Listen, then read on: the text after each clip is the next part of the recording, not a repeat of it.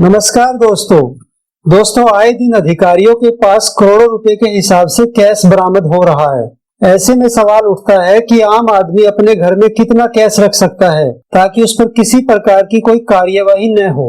घर में कैश रखने या कैश में ट्रांजैक्शन करने या बैंक में कैश जमा करवाने या बैंक से कैश निकलवाने संबंधी इनकम टैक्स विभाग के नियमों की जानकारी होना अति आवश्यक है, वरना गलती होने पर भारी जुर्माना भुगतान करना पड़ सकता है। तो दोस्तों, इसी विषय पर हमने कुछ ऐसे प्रश्नों को शामिल किया है जिनका उत्तर हर एक व्यक्ति की जानकारी में होना ही चाहिए ताकि आपसे कोई गलती होने की संभावना न रहे। तो आइए पहले बात करते हैं उन प्रश्नों की जिन्हें हमने इस वीडियो में शामिल किया है। एक समय में कितना कैश घर में रख सकते हैं? सीबीडीटी के मुताबिक नियमों का उल्लंघन करने पर कितना जुर्माना भरना पड़ सकता है? एक वित्तीय वर्ष में कितने रुपए तक का ट्रांजैक्शन कैश में कर सकते हैं? बैंक में कितना कैश जमा करने या निकलवाने पर पैन नंबर देना अनिवार्य है? बैंक में कितना कैश जमा करने या निकलवाने पर पैन व आधार दोनों की जानकारी देना अनिवार्य है? पैन व आधार की जानकारी नहीं देने पर कितना जुर्माना देना पड़ सकता है? कितने रुपए तक की खरीदारी कैश में कर सकते हैं और किस अवसर पर कितने रुपए की खरीदारी कर सकते हैं? क्रेडिट कार्ड और डेबिट कार्ड द्वारा किया गया भुगतान कब जांच के दायरे में आ सकता है? रिश्तेदारों से एक दिन में कितना कैश लिया जा सकता है? कैश में चंदा देने की लिमिट क्या है? कोई व्यक्ति किसी दूसरे व्यक्ति से कितना लोन कैश में ले सकता है?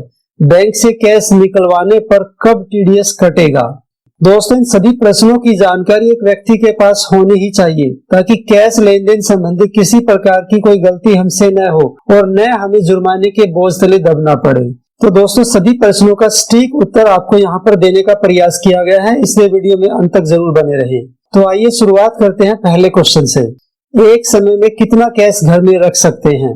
यदि आपने घर में रखे पैसे को सही तरीके से कमाया है और उसके लिए आपके पास पूरे डॉक्यूमेंट्स अवेलेबल हैं, वह आपने इनकम टैक्स रिटर्न में उसे दर्शाया है, तो फिर आपको घबराने की जरूरत नहीं है, चाहे कितना भी पैसा क्यों ना हो। यदि उसे जांच एजेंसी पकड़ ले तो आपको केवल उसका सोर्स बताना होगा। सीबीडीटी के मुताबिक नियमों का उल्लंघन करने पर कितना जुर्माना भरना पड़ सकता है? घर में रखे कैश को यदि जांच एजेंसी पकड़ लेती है और आप उसका सोर्स नहीं बता पाते हैं तो ईडी या सीबीआई जैसी बड़ी जांच एजेंसियां आप पर कार्यवाही कर सकती है। सीबीडीटी के मुताबिक घर में रखे पैसे का सोर्स नहीं बता पाने पर जुर्माना भरना पड़ सकता है, यानी आपके घर में जितना कैश पाया जाएगा उसके 137% तक का जुर्माना भरना पड़ सकता है। एक वित्तीय वर्ष में कितने रुपए तक का ट्रांजैक्शन कैश में कर सकते हैं? एक वित्तीय वर्ष में 2 लाख रुपए से ज्यादा का ट्रांजैक्शन कैश में करने पर जुर्माना लग सकता है, यानी ज्यादा से ज्यादा 2 लाख रुपए तक के ट्रांजैक्शन ही हम कैश में कर सकते हैं। यहाँ कैश देने वाले को तो कोई ज्यादा परेशानी नहीं होगी, लेकिन कैश लेने वाले को 100% पेनल्टी देनी होगी, इसलिए कैश लेते समय नियमों का ध्यान जरूर रखें। बैंक में कैश जमा करवाने या निकलवाने पर पैन नंबर देना कब अनिवार्य है? एक बार में 50,000 रुपए से ज्यादा कैश जमा करवाने या निकलवाने पर पैन नंबर देना अनिवार्य है। पैन नंबर डालते ही यह ट्रांजैक्शन आयकर विभाग की पकड़ में स्वतः ही आ जाएगी। हालांकि एक वित्तीय वर्ष में 2,50,000 रुपए तक बैंक में कैश जमा करवाने व निकलवाने पर सामान्यतः कोई एक्शन नहीं होता। इतने रुपए तक के ट्रांजैक्शन आवश्यक खर्चों के लिए स्वीकार कर लिए जाते हैं, लेकिन इससे ज्यादा का कैश में ट्रांजैक्शन होने पर आयकर विभाग आपसे जांच कर सकता है। बैंक में कैश जमा करवाने या निकलवाने पर पैन व आधार नंबर देना कब अनिवार्य है? एक साल में 20 लाख रुपए से ज्यादा बैंक में जमा करवाने पर पैन और आधार दोनों की जानकारी देनी होगी। पैन और आधार की जानकारी न देने पर 20 लाख रुपए तक जुर्माना देना पड़ सकता है, यानी 100% जुर्माना देना पड़ सकता है। कितने रुपए तक की खरीदारी कैश में कर सकते हैं? 2 लाख रुपए से ज्यादा की खरीदारी कैश में नहीं कर सकते। 2 लाख रुपए से ज्यादा की खरीदारी कैश में करने पर पैन और आधार कार्ड की कॉपी देनी अनिवार्य होगी। प्रॉपर्टी में कितने रुपए तक की खरीद कैश में कर सकते हैं? दोस्तों, प्रॉपर्टी का काम ज्यादातर कैश में किया जाता है ताकि इनकम टैक्स से बचा जा सके। तो यहाँ आयकर विभाग ने बहुत सख्त रुख अपना लिया है। अब 20,000 रुपए से ज्यादा भुगतान प्रॉपर्टी की खरीद के लिए कैश में नहीं किया जा सकता है। इससे ज्यादा का भुगतान कैश में करने पर 100% पेनल्टी देनी होगी, यानी जितना भुगतान कैश में किया जाएगा उतने ही रुपए पेनल्टी का भुगतान भी करना होगा। साथ ही यह व्यक्ति जांच एजेंसी के रडार पर भी आ सकता है। शादी या समारोह में कितने रुपए तक की खरीदारी कैश में कर सकते हैं? 2 लाख रुपए से ज्यादा की खरीदारी कैश में नहीं कर सकते हैं। यह 2 लाख रुपए की लिमिट एक व्यक्ति से एक ओकेजन पर खरीदारी के लिए लागू होगी।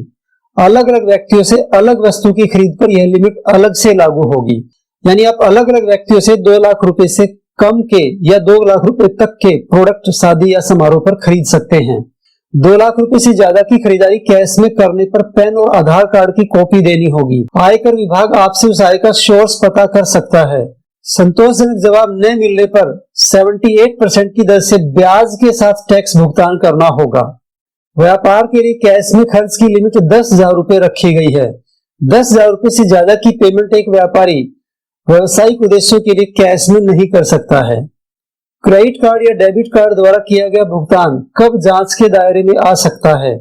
क्रेडिट कार्ड या डेबिट कार्ड के भुगतान के दौरान अगर कोई शख्स 1 लाख रुपए से ज्यादा की राशि एक बार में भुगतान करता है तो जांच हो सकती है और आपसे उस पैसे के सोर्स का पता किया जा सकता है। रिश्तेदारों से एक दिन में कितना कैश लिया जा सकता है? अपने रिश्तेदारों से 2 लाख रुपए से ज्यादा कैश एक दिन में नहीं ले सकते हैं। इस प्रकार का लेन देन बैंक के माध्यम से ही करना होगा। यहाँ तक कि 2 लाख रुपए से ज्यादा का गिफ्ट भी हम रिश्तेदारों से कैश में नहीं ले सकते हैं। 2 लाख रुपए से ज्यादा का गिफ्ट कैश में लेने पर 100% पेनल्टी का प्रावधान किया गया है और उसे हमें अपनी आय में शामिल भी करना पड़ेगा और टैक्स पे करना पड़ेगा। अगर यह गिफ्ट रिश्तेदारों के अलावा किसी अन्य व्यक्ति से लिया जाता है तो यह लिमिट 50,000 रुपए रखी गई है। अगर आप रिश्तेदारों से 2 लाख रुपए से ज्यादा का गिफ्ट कैश में लेने की बजाय आप बैंक के थ्रू लेते हैं तब कोई पाबंदी नहीं है। कैश में चंदा देने की लिमिट क्या है? कैश में चंदा देने की लिमिट 2,000 रुपए तय की गई है। यदि आप 2,000 रुपए से ज्यादा कैश में चंदा देते हैं तो आप सेक्शन 80G के अंतर्गत उसका लाभ नहीं ले सकते हैं और आपको उस डोनेशन के लिए किसी प्रकार की कोई डिडक्शन नहीं मिलेगी। एक व्यक्ति किसी दूसरे व्यक्ति से कितना लोन कैश में ले सकता है? कोई भी व्यक्ति किसी दूसरे व्यक्ति से 20,000 रुपए से ज्यादा का लोन कैश में नहीं ले सकता है। अगर आप 20,000 रुपए से ज्यादा का लोन कैश में लेते हैं तो उसे आपकी आय माना जाएगा और आपकी आय मानते हुए आपकी आय में शामिल करते हुए कर वसूल किया जाएगा।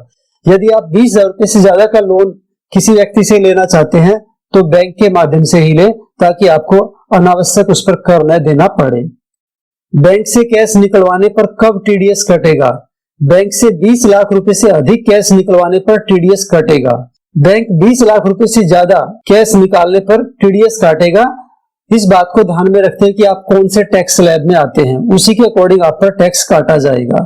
तो दोस्तों वीडियो में अंत तक बने रहने के लिए आपका बहुत बहुत धन्यवाद। अगर वीडियो में दी गई जानकारी आपको लगता है कि बहुत उपयोगी है तो ये किसी और के लिए भी उपयोगी हो सकती है, इसलिए इसे दूसरों के साथ जरूर शेयर करें। Thank you.